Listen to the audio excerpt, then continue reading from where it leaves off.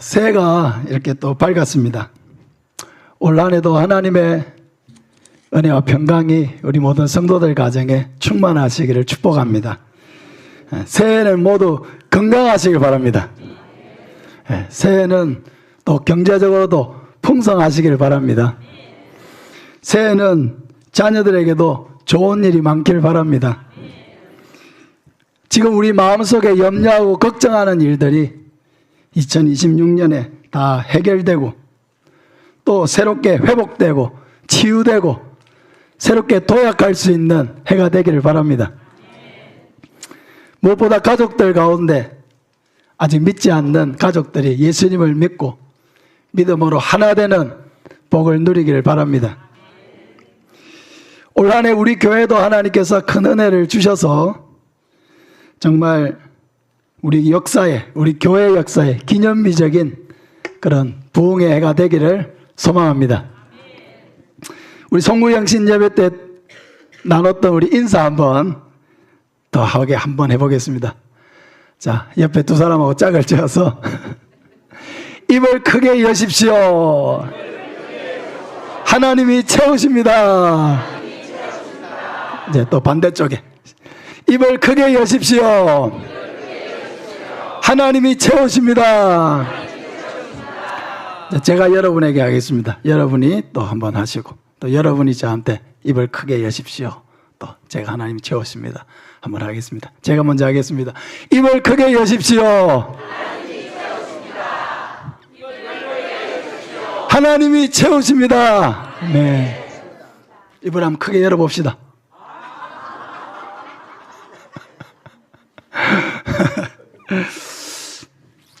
입을 크게 열어야 돼요.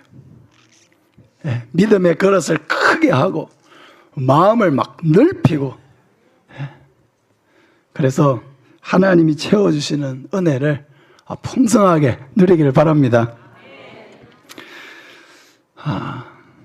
하나님께서 우리 모두에게 2026년이라고 하는 새 도화지를 한 장 주셨습니다. 2025년은 나름대로 이제 다 그림을 그렸습니다. 다시 쓸 수가 없습니다. 근데 하나님께서 2026년이라고 하는 새 도화지를 우리에게 주셨습니다. 근데 화가들도 그림을 그릴 때 아무거나 그리질 않습니다. 도화지를 한 장 앞에 놓고 여기에다가 내가 뭘 그려야 되겠다, 어떻게 배치를 해야 되겠다, 나름대로의 구상을 가지고 그리지 생각나는 대로 여기 좀 그렸다가 저기 좀 그렸다가 이렇게 하질 않죠. 2026년이라고 하는 이 도화지에 정말 의미 있는 그림을 그리려면 연초에 잘 구상을 해야 합니다. 아무 생각 없이 그냥 지나가는 시간대로 그냥 아무거나 그려넣기 시작하면 지나고 나면 작품이 되질 않고 그냥 지나가 버릴 뿐입니다. 근데 연초에 이 도화지에 내가 뭘 그려 넣어야 되겠다, 뭔가 나름대로의 생각을 가지고 몇 가지 중요한 포인트를 잡아서 내가 2026년이라는 이 도화지에는 이 몇 가지는 꼭 잘 담아야 되겠다, 그 생각을 가지고 시작하면 2026년이 절대로 그냥 지나가는 시간이 되지 않을 것입니다. 한 해 표는 교회의 목표와 기준이기도 합니다. 그래서 늘 이 표를 보면서 우리 교회는 하나님을 사랑하고 이웃을 섬기는 일을 잘하고 있는가, 또 우리 자신을 생각하면서도 내가 하나님을 더 사랑하고 이웃을 잘 섬기는 그런 삶을 살아가고 있는가, 항상 이것을 우리 자신의 점검하는 질문으로 삼아서 그렇게 하면 조금 빗나가더라도 빨리 제자리로 돌아와서 올바른 길로 가게 될 줄로 믿습니다. 오늘 37절 8절을 보면 예수께서 이르시되 내 마음을 다하고 목숨을 다하고 뜻을 다하여 주 너의 하나님을 사랑하라 하셨으니 이것이 크고 첫째 되는 계명이요 라고 했습니다. 예수님께서 하나님을 어떻게 사랑해야 되는지를 우리에게 가르쳐 주신 거죠. 오늘은 하나님 사랑, 이웃 사랑 중에서 하나님을 어떻게 우리가 사랑할 것인가, 이 부분에 대해서만 말씀을 전하겠습니다. 서기관들은 구약의 율법을 총 613가지로 분류했습니다. 구약의 율법이 있죠. 이거를 하라, 하지 말라 하는 율법을 하나하나 추려서 총 613가지로 이렇게 분류를 했습니다. 근데 이 613가지의 율법은 사실 10계명 안에 요약되어 있습니다. 첫 번째부터 네 번째까지는 우리가 하나님을 어떻게 사랑해야 할 것인가, 또 다섯 번째부터 열 번째까지는 우리가 이웃을 어떻게 사랑해야 될 것인가. 근데 예수님께서는 이 10계명도 두 가지로 또 요약을 하셨습니다. 그죠? 하나님을 사랑하고 이웃을 사랑하는 것이다. 우리의 신앙생활이라고 하는 것도 어떻게 보면 매우 간단하고 명확한 두 가지 목표를 쫓아가는 것입니다. 이게 신앙생활이에요. 첫째는 하나님을 더욱 사랑하는 사람이 되는 것입니다. 예수 믿은 지 더 오래되면 더 오래될수록 하나님을 나는 이전보다 더 사랑하는 사람이 되었는가 하는 거죠. 사랑하는 여러분, 작년보다 올해 하나님을 더 사랑하는 사람들이 되시길 바랍니다. 한번 자기를 점검해 보시기를 바랍니다. 나는 10년 전보다 지금 하나님을 더 뜨겁게 사랑하는 사람이 되었는가? 아니면 10년 전에는 정말 불타올랐는데 지금은 너무 많이 식어버린 것은 아닌가? 또 하나는 이웃을 사랑하는 사람이 되는 것입니다. 신앙생활을 더 오래 하면 할수록 더 이기적이고 더 냉소적이고 자기밖에 모르는 이런 사람이 되는 것이 아니라 더 하나님을 사랑하는 사람이 되면 될수록 더 이웃에게 손을 벌리고 어려운 사람들에게 손을 벌리고 낙심한 사람들에게 손을 벌리고 또 복음이 필요한 사람들에게 손을 벌리고 더 나는 마음이 더 넓어지고 주변을 돌아볼 줄 아는 그런 사람이 되었는가. 이 두 가지가 우리에게 주신 큰 신앙생활의 목표입니다. 이 두 가지는 결코 따로 가는 것이 아닙니다. 같이 가는 거죠. 하나님을 사랑하는 사람은 이웃을 사랑하는 사람이 되어야 되죠. 이웃을 사랑하는 사람은 하나님을 사랑하는 사람이 되어야 되죠. 하나님을 사랑하면서 이웃을 사랑하지 않는 것은 안 됩니다. 이웃을 사랑하는데 하나님은 사랑하지 않는다. 이것도 잘못된 것입니다. 그러니까 하나님을 사랑하는 사람은 이웃을 사랑하는 사람이 되어야 되고 이웃을 사랑하는 사람은 또 하나님을 사랑하는 사람이 되어야 한다는 거죠. 그러니까 이 두 가지는 항상 같이 가야 합니다. 예수님께서 주신 말씀을 따라서 우리가 하나님을 어떻게 사랑해야 되느냐, 이것을 먼저 살펴보겠습니다. 첫째는 마음을 다해서 사랑하라. 우리 한번 따라합시다. 마음을 다해서 사랑합시다. 이 마음이라고 하는 단어는 인간의 생각이나 기억이나 의지나 결정이 일어나는 인간의 지휘본부입니다. 인간의 모든 생활을 주도하는 지휘본부, 마음의 중심을 가리킵니다. 마음을 다해서 사랑하라는 것은 우리 마음의 중심을 다해서 사랑하라는 것이고 우리의 마음의 중심의 결정권을 하나님께 드리라는 말입니다. 여러분, 우리가 사람을 사랑하면요, 자기가 결정권을 안 가지려고 해요. 사랑하면 사랑할수록 자기가 결정권을 갖지 않고 자꾸 상대방에게 결정권을 주려고 합니다. 뭐 먹고 싶어요? 오늘은 짬뽕이 먹고 싶은데 나도 그거 먹죠 뭐.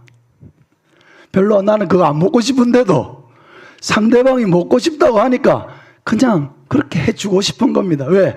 그 사랑하니까. 오늘 어디 가고 싶어요? 공원에 좀 가보고 싶은데 산책하고 싶어요. 나도 그렇게 하죠. 같이 갑시다. 이 사랑을 하면은 결정권을 내가 가지려고 하지 않고 자꾸 결정권을 상대방에게 주려고 해요. 근데 결혼을 하고 나면 결정권을 내가 가지려고 하니까 자꾸 싸우죠. 연애할 때는 자꾸 결정권을 상대방에게 주니까 싸울 일이 없어요, 별로. 다 맞춰주니까. 근데 결혼을 하고 나면 이제 본전 생각이 났는지 내가 결정을 하려고 해. 남편도 막 내가 좌지우지해야 되고, 남편은 주도권을 뺏기면 안 된다. 아내를 막 좌지우지하려고 하고, 그러니까 사사건건 마음에 안 들고 자꾸 부딪히고 그렇게 되는 거죠. 여러분, 하나님을 사랑한다는 것은 뭐냐? 하나님을 사랑한다는 것은 좀 추상적일 수 있어요. 하나님을 마음을 다해서 사랑한다는 것은 내 결정권을 하나님께 드리는 것입니다. 이렇게 이해를 하세요. 뭘 드린다고요? 내 결정권을 하나님께 드리는 거예요. 그게 더 많이 드리면 드릴수록 더 많이 사랑하는 것입니다. 하나님이 결정하시는 일에 기꺼이 전적으로 따르고 싶어지는 마음, 그게 마음을 다해서 사랑하는 거예요. 하나님을 너무 사랑하니까 하나님이 하자고 하시는 대로 나는 할 준비가 되어 있습니다. 이런 마음이에요. 하나님이 뭘 하자고 하시든지 나는 하나님이 너무 좋으니까 하나님이 하자는 대로 저는 할 준비가 되어 있습니다. 사랑하는 여러분, 결정권을 내가 더 많이 가지려고 하는 것은 사랑이 아닙니다. 사랑은 결정권을 기쁘게 드리는 것입니다. 두 번째는 목숨을 다해서 사랑해야 합니다. 우리 따라합시다. 목숨을 다해서 사랑합시다. 여러분, 이 목숨이라고 하는 단어는 문자적으로 호흡을 말해요. 호흡은 곧 생명이죠. 근데 이 목숨은 단순한 생물학적인 목숨을 말하는 것이 아닙니다. 나라고 하는 존재 전체이고 내가 살아가는, 나를 살아가게 만드는 원동력이고 삶의 에너지를 말해요. 그래서 이 목숨을 다해서 사랑하라는 말은 죽을 각오로 사랑하라는 말이 아니고 모든 살아가는 이유를 하나님께 두라는 말입니다. 하나님이 내가 살아가는 이유요 목적이 되는 삶이 되게 하라는 것이죠.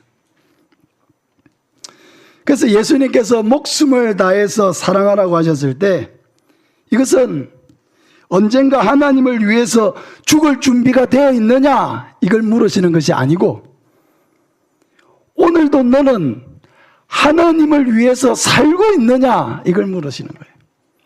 너는 너의 주어진 모든 삶을 전적으로 하나님을 위해서 살고 있느냐.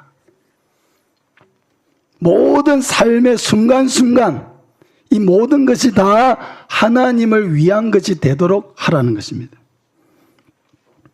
사랑하는 여러분, 우리는 누구를 위해서 살고 있습니까? 아침에 눈을 뜨고 하루를 생각하고 하루를 계획하고 살아갈 때 내가 오늘 누구를 위해서 집을 나서고 누구를 위해서 나의 시간과 열정을 불태우는지 그 목적, 그 목적의 그 이유가 바로 하나님이어야 한다는 것입니다. 내가 일을 하는 이유, 학생들은 학교로 가는 이유, 직장으로 출근하는 이유, 내가 오늘도 먹고 건강하게 살아야 하는 이유, 그 이유가 하나님이어야 한다는 거예요. 예수님은 우리의 모든 삶이 하나님을 위해 사는 삶이 되기를 원하십니다. 삶의 한 부분이 아니에요. 한 부분만 하나님을 위하고 나머지는 나를 위하고 이런 게 아니고 모든 삶이 하나님의 것이 되기를 원한다는 것입니다. 이게 목숨을 다해서 사랑하는 것입니다. 세 번째는 뜻을 다해서 사랑하라고 했습니다. 우리 한번 따라합시다. 뜻을 다하여 사랑합시다. 그럼 뜻이라고 하는 것은 사고 과정, 이해 능력, 지적인 활동을 의미합니다. 뜻을 다하여 사랑한다는 것은 하나님을 향한 우리의 사랑이 맹목적인 것이 되어서는 안 된다는 것을 말하는 거예요.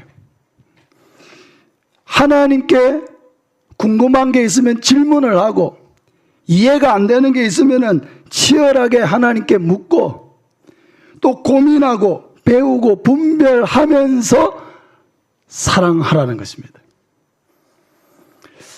굉장히 특이한 것입니다.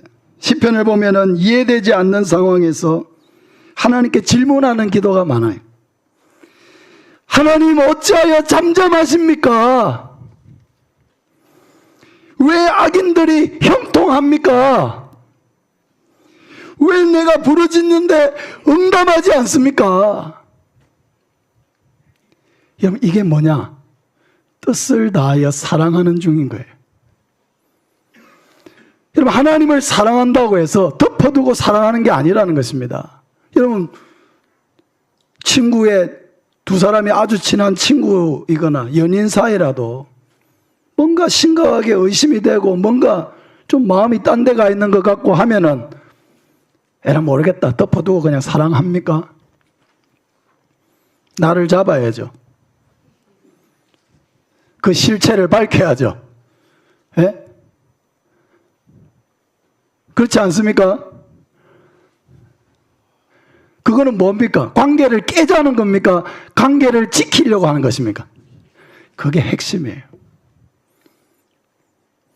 시편의 기자들이 왜 나에게 이렇게 잠잠하십니까? 왜 악인들이 형통합니까?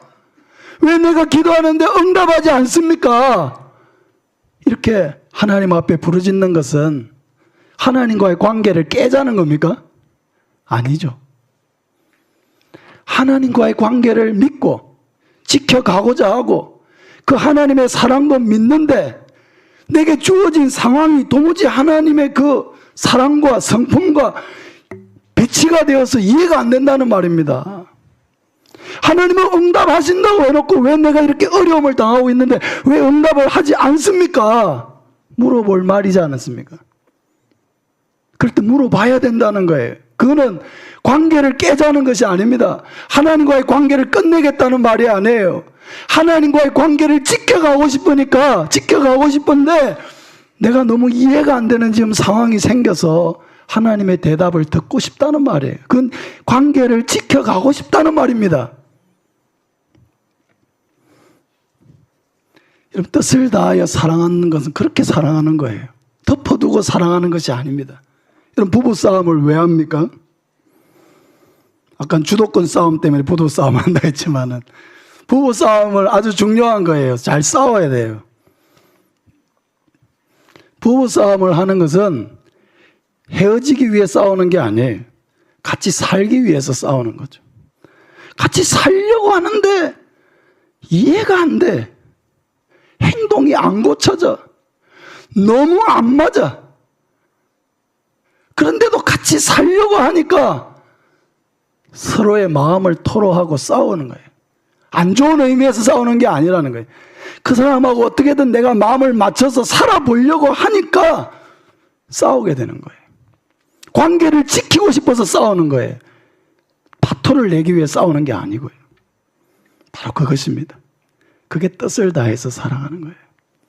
그럼 덮어두고 사랑하는 것은요, 모래성처럼 무너지게 되어 있어요. 덮어두고 사랑하는 것, 맹목적으로 사랑하는 것, 그것은 위험한 것입니다. 진정으로 하나님을 사랑하는 것은 치열하게 이렇게 사랑해야 되는 거예요. 이해가 안 되면 이해가 안 됩니다. 하나님의 응답이 더디면 왜 이렇게 하나님의 응답이 더딥니까? 왜 내가 이렇게 억울한 일을 당하는데도 왜 하나님은 이렇게 잠자코 계십니까? 이것은 하나님과의 관계를 지켜나가기 위한 치열한 몸부림이에요. 우리의 신앙생활에는 반드시 이런 모습이 있어야 돼요. 그냥 덮어두고 그냥 알아서 하시겠지. 물론 알아서 하시겠죠. 그런데 그것은 굉장히 위험할 수가 있다는 것입니다. 내가 알고 있는 하나님과 내가 살아내고 있는 현실이 너무나 어긋나는 것처럼 느껴질 때 왜 하나님이 나에게 이런 시간을 주시는지, 왜 이런 고통과 고난의 시간이 나에게 있어야 하는지 이해가 되지 아니하고 그 고통을 내가 감내하려고 하니까 눈물이 나고 원망이 올라오고 쓰러질 듯이 마음이 지치고 그렇게 할 때 올바른 믿음을 가진 사람, 하나님을 정말 사랑하는 사람은 일종의 약간 배신감도 느껴야 되는 거예요. 왜 하나님이 나에게 이렇게까지 하시는가? 그러면서 하나님께 질문하고 때로는 소리치고 때로는 땡깡도 부리라는 것입니다. 그것은 하나님과의 관계를 지켜나가기 위한 우리의 몸부림이라는 거예요. 그런데 문제는 과연 우리가 이런 예수님의 요구대로 예수님의 말씀처럼 하나님을 사랑할 능력이 우리에게 있는가 하는 거죠. 우리는 여전히 우리의 삶의 주도권을 하나님 앞에 온전히 넘겨주기를 두려워하고 있습니다. 내가 주도권을 쥐고 내 인생의 주도권을 내가 쥐고 하나님께는 일부만 양도하려고 합니다. 우리의 모든 삶이 하나님의 영광을 위하고 하나님을 위해서 살아야 하는데 우리 자신을 위해서 사는데 우리는 너무 바쁩니다. 이해되지 않는 어려움을 만나고 상황들을 만날 때 하나님을 신뢰하면서 치열하게 질문하면서도 하나님의 곁에 계속 머물러야 하는데 그냥 어려움이 생기고 이해가 안 되고 화가 나고 배신감을 느끼고 이렇게 하면서 하나님과의 관계를 너무나 헌신짝 버리듯이 버리려고 하는 그런 마음들이 우리 마음속에 늘 도사리고 있다는 것입니다. 그래서 저는 말씀을 준비하면서도 그렇지만 또 제 삶을 돌아봤을 때도 그렇고 과연 우리가 정말 하나님을 마음을 다해서 목숨을 다해서 뜻을 다해서 하나님을 사랑할 수 있는 것인가? 이거는 너무 높은 목표라서 과연 우리가 도달할 수 있는가? 여러분, 예수님께서 요구하시는 이러한 사랑을 하기 위해서는 먼저 우리에게 이런 사랑을 할 수 있는 그런 능력이 없다는 것을 인정해야 합니다. 우리가 어떻게 우리의 주도권을 다 드리겠습니까? 우리는 매일 하나님과 긴장감 넘치는 씨름을 하고 있습니다. 우리가 어떻게 모든 순간을 하나님을 위해 살겠습니까? 어떻게 이해할 수 없는 어려움 속에서도 하나님을 계속 신뢰하고 하나님 곁에 머물 수가 있겠습니까? 이게 우리 힘으로 되는 일이 아니라는 것입니다. 그런데 이런 사랑을 하신 분이 계십니다. 바로 예수님이죠. 할렐루야. 예수님은 삶의 주도권을 완전히 하나님 앞에 드렸고 모든 순간 하나님의 뜻을 앞세우고 복종하셨습니다. 예수님은 모든 순간을 하나님을 위해서 사셨습니다. 예수님은 죄 없이 십자가를 져야 하는 이해할 수 없는 이런 순간에도 십자가를 피해서 도망가지 않으셨습니다. 이해할 수 없는 십자가를 지우시는 하나님을 버리지도 않았습니다. 나의 하나님, 나의 하나님, 어찌하여 나를 버리십니까? 라고 치열하게 물으면서도 계속해서 하나님을 신뢰하고 하나님 곁에 머무셨습니다. 우리가 하나님을 사랑할 수 있는 힘은 나에게서 나오는 것이 아니고 예수님에게서 나온다는 것을 믿으시길 바랍니다. 그럼 우리가 어떻게 예수님을 힘입어서 하나님을 사랑할 수 있는가? 첫째는 예배입니다. 예배. 그럼 예배가 무엇입니까? 우리가 예배 드리고 있는 여기가 어디입니까? 구약으로 말하자면 지성소에 들어와 있는 것입니다. 지성소, 성막의 제일 안쪽. 대제사장이 1년에 한 번 그 피를 가지고 들어갈 수 있었던 그 금지된 장소, 그 지성소에 우리가 다 나와 있습니다.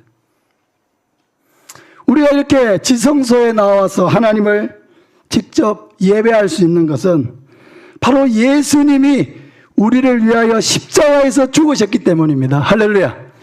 그 예배의 자리로 우리를 나올 수 있게 하신 분이 바로 예수님이라는 것입니다. 나는 예수님 때문에 여기 와 있는 거예요. 예수님이 없었다면 나는 여기에 예배의 자리에 올라올 수가 없습니다.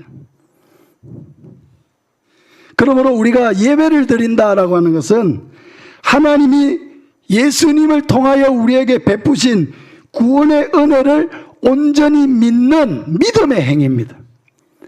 이 예배는 아무나 드리는 게 아니죠. 구원받은 하나님의 백성이 드리는 것입니다. 하나님이 내게 예수님을 통하여 내게 구원의 은혜를 베푸셨다는 이 믿음으로 드리는 것이 바로 예배라는 거죠. 그래서 예배는 하나님의 사랑에 대한 우리의 화답이고 하나님을 사랑하는 마음을 표현하는 최고의 방식이라는 것입니다. 근데 이 예배는 놀라운 변화의 현장이기도 합니다. 한 시간의 예배, 이 한 시간의 예배를 통해서 우리의 삶에 놀라운 변화가 일어납니다. 우리가 예배를 올 때, 이 자리에 우리가 예배를 드리기 위해서 앉았을 때 우리는 지난 한 주간의 삶을 돌아보면서 나는 하나님 앞에 나아올 수 없고 하나님 앞에 예배 드릴 자격이 없다는 것을 스스로 깨닫게 됩니다. 여전히 주도권을 내어놓지 못하고 내 고집대로 살려고 하는 내 모습을 돌아보게 됩니다. 하나님을 위해서 살려고 한 것이 아니고 어떻게든 바둥바둥 내 자신을 위해서 살려고 이리저리 애썼던 자신의 모습을 보게 됩니다. 하나님을 위해서 산다고 하지만은 오히려 하나님을 이용하려고 하는, 이용해서 내가 성공하려고 하는 그런 모습들이 이 자리에 앉을 때 보인다는 것입니다. 여전히 하나님을 신뢰하지 못하고 불신앙 가운데 의심하는 자신의 모습도 발견하게 됩니다. 그게 예배를 시작할 때 우리의 모습이에요. 그런데 예배를 드리면서 우리의 시선을 이제는 내가 아니라 하나님께로 고정하게 됩니다. 예배를 드리는 동안 내 인생의 주인이 내가 아니요 하나님이시라는 것을 고백하게 하십니다. 예배를 드리는 동안 이제는 나를 위하여 살지 않고 하나님을 위해서 살아야 되겠다는 선한 결심을 우리 마음속에서 일으키십니다. 예배를 드릴 때에 하나님에 대한 우리의 믿음이 솟아나고 하나님에 대한 신뢰가 회복되고 하나님과 우리의 관계는 예배를 통해서 다시 견고해집니다. 이게 예배 시간에 일어나는 변화예요. 마음의 염려와 근심을 잔뜩 안고 인생의 짐을 잔뜩 짊어지고 예배를 드렸는데 찬송하고 기도하고 하나님의 말씀을 듣는 동안 어느새 내 마음이 가벼워지고 평안이 잦아들고 문제가 큰 산으로 보였는데 하나님이 내 마음에 가득 차니까 세상의 문제가 작아 보이고 내가 짊어졌던 문제가 가벼워 보이고 다시 한번 해보자 하는 이런 용기와 담대함이 마음속에서 솟아나는 것을 경험하게 되는 것입니다. 그러니까 이 한 시간의 예배를 하나님 앞에 온전하게 드리는 이것이 하나님께도 영광이 되지만 우리 자신에게 얼마나 큰 은혜냐는 거죠. 이 한 시간의 예배가 우리에게 가져오는 이 놀라운 변화들, 이것은 신비로운 것입니다. 세상의 그 어떤 곳에서도 맛볼 수 없고 누릴 수 없는 거예요. 하나님은 이 예배 시간을 통해서 나를 고치십니다. 내 슬픔을 싸매고 위로하십니다. 하나님과 깨어진 관계를 복원하십니다. 우리의 사랑과 열정을 하나님을 위해 살도록 깨우십니다. 그러므로 나의 능력으로 하나님을 사랑할 수 없다고 진정으로 고백하는 사람은 온전한 예배자가 되어야 할 줄로 믿습니다. 내 힘으로 하나님을 사랑할 수 없는 거예요. 예수님의 은혜로 예배 드릴 수 있는 이 은혜를 주셨는데 이 예배를 통해서 다시 하나님의 은혜로 채워지고 충만해져서 그때로부터 내가 180도 변화되어서 다른 사람이 되는 것은 아니라도 내가 살아가야 될 삶의 방향과 목표를 다시 한번 재설정하고 깨어져 있는 하나님과의 관계를 다시 한번 복원하고 회복해서 다시 달려갈 수 있는 힘을 이 예배를 통해서 우리에게 주신다는 것입니다. 할렐루야. 송구영신 예배 때 52주 예배 결단을 했습니다.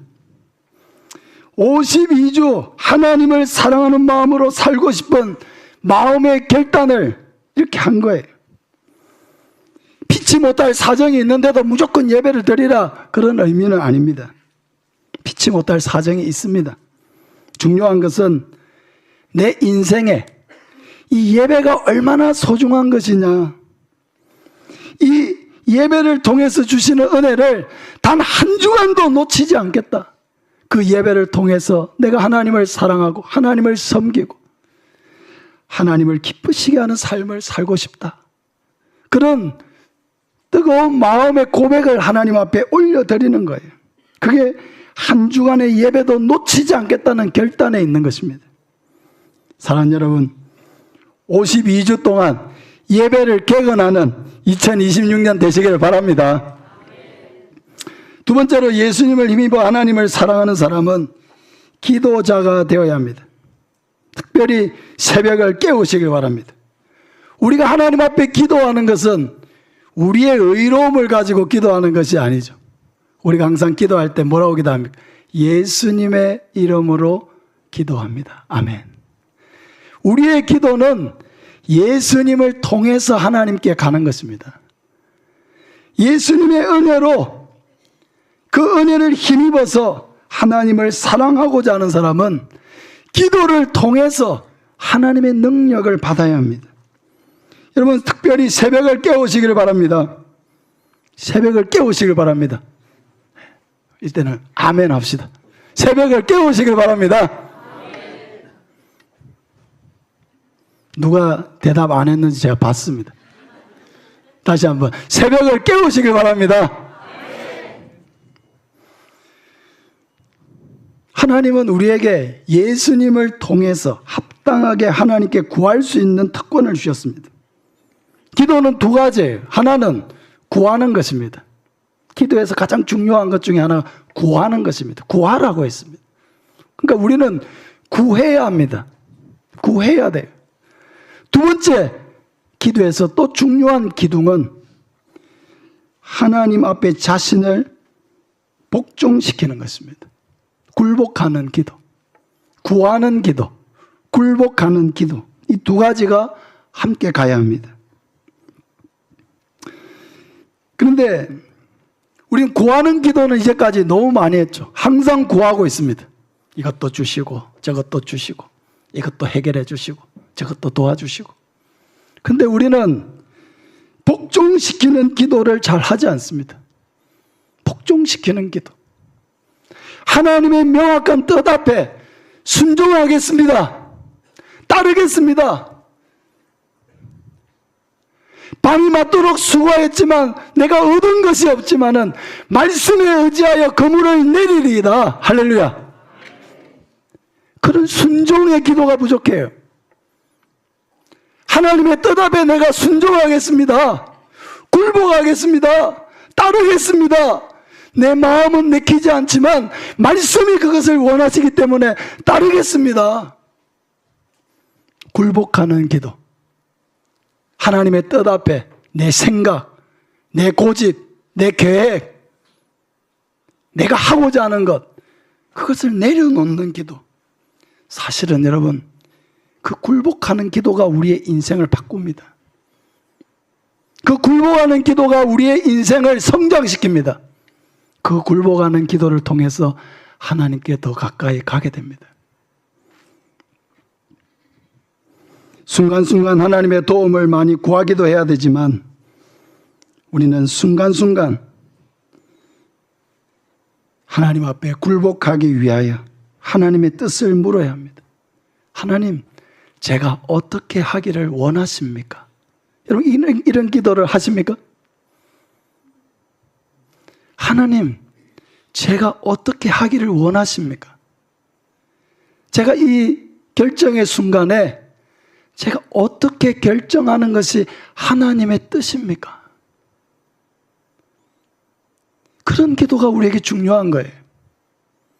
하나님의 의견은 아예 생각지도 않고 1번부터 10번까지 이거 주시고 저거 주시고 아멘, 이게 아니라 제가 어떻게 하기를 원하십니까? 어떻게 하면 하나님이 영광을 받으시겠습니까? 내 생각을 관철시키는 기도가 아니라 하나님의 뜻을 수용할 준비가 되어 있으니 말씀을 해 주십시오라고 하는 기도. 여러분, 그런 기도가 2026년에 많이 드려지기를 바랍니다. 순간순간 제가 어떻게 하기를 원하십니까? 어떻게 하는 것이 하나님의 뜻을 따르는 것입니까? 주도권을 내어드리는 기도입니다.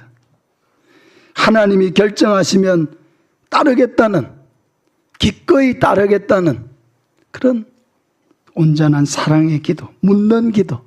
이 묻는 기도야말로 뜨겁게 하나님을 사랑하는 기도인 줄로 믿습니다. 마지막으로 모든 종류의 헌신입니다. 하나님을 사랑하는 데서 나오는 모든 종류의 헌신을 통해서 우리는 사랑을 표현합니다. 마리아는 300데나리온 되는 향유도 아낌없이 예수님의 발에 부어드렸습니다. 왜 그랬을까요? 그건 1년치 연봉에 해당되는 어마어마한 가치를 지닌 것인데 왜 그것을 아주 중요한 날에 한 방울 정도 따라가지고 치장하는 데 쓰는 그 중요한 것을 예수님의 발에 아낌없이 부었을까요? 너무 사랑해서 그런 것입니다. 너무 사랑해서.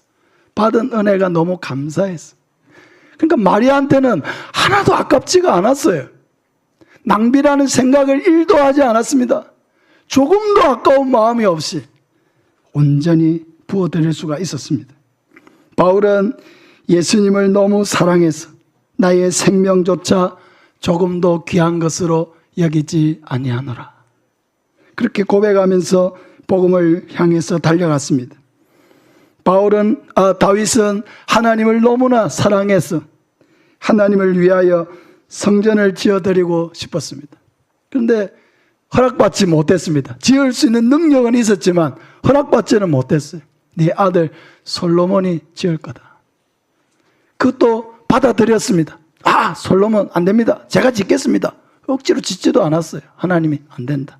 네 아들이 지을 것이다. 예, 하나님의 뜻을 수용하고 거기에서 자기가 뭘 해야 될지를 생각했어요. 솔로몬이 지으면은 솔로몬이 지을 때 필요한 걸 내가 미리 준비할 수 있는 대로 내가 준비를 다 해놔야 되겠다. 그래서 최선을 다해서 다윗은 자기가 할 수 있는 최선으로 솔로몬이 성전 지을 준비를 했습니다. 사랑했기 때문에 할 수 있는 일을 찾은 거예요. 사랑할 때, 하나님을 사랑할 때 우리는 드리고 싶고 섬기고 싶고 봉사하고 싶고 전도하고 싶고 선교하고 싶고 이것저것 뭔가 하고 싶다 싶은 마음, 하고 싶은 마음, 이걸 하나님이 막 주십니다. 우리 교회도 새가족들이 이렇게 오시고 또 새가족 교육도 하고 또 정착을 하고, 그럼 저는 1년 동안은 사실은 아무것도 안 하고 예배의 은혜만 흠뻑 젖기를 사실은 저는 바랍니다. 왜냐하면 은혜가 충만해야 봉사도 시험 들지 않고 잘할 수 있거든요. 근데 은혜를 받으면 뭐 하고 싶은 일을 자꾸 찾게 돼요. 목사님, 뭐 좀 제가 할 수 있는 일이 없을까요? 묻습니다. 그러니까 저는 그런 것을 참 하나님의 은혜의 역사라고 생각해요. 은혜가 있으니까 내가 하나님을 위해서 뭔가 하고 싶은 마음이 자꾸 생겨나는 것입니다. 찾고 싶어요. 작은 일이라도, 그냥 마당을 쓰는 일이라도, 그냥 작은 일이라도 뭔가를 하고 싶은 마음이 생기는 것. 그게 사람이 주는 마음이 아니죠. 하나님 주시는 마음인 거죠. 사랑하는 여러분, 하나님께서 우리에게 어떤 마음을 주실 때 성령의 인도를 따르시기를 바랍니다. 그러면 놀라운 일이 일어납니다. 하나님을 사랑하는 순수한 마음에서 나오는 헌신, 그 헌신이야말로 하나님이 기쁘시게 받으시는 예배가 되고 우리 안에서 하나님이 아름다운 일을 행하시는 방법입니다. 사랑하는 여러분, 예배와 기도와 헌신, 또 다음 주에도 또 좀 더 나누겠지만 바로 이것이 우리가 하나님을 사랑하는 우리의 마음을 표현하는 가장 기본적인 일이 됩니다. 항상 자기에게 물으시길 바랍니다. 내 마음속에 하나님을 사랑하는 마음이 있는가? 나는 하나님을 사랑하는 마음에 있어서 이전보다 더 성장하고 있는가? 하나님의 마음을 이해하고 깨닫는 데 있어서 이전보다 나는 더 성숙했는가? 나는 이전보다 더 하나님께 내 삶의 주도권을 더 많이 내어드리는 사람이 되었는가?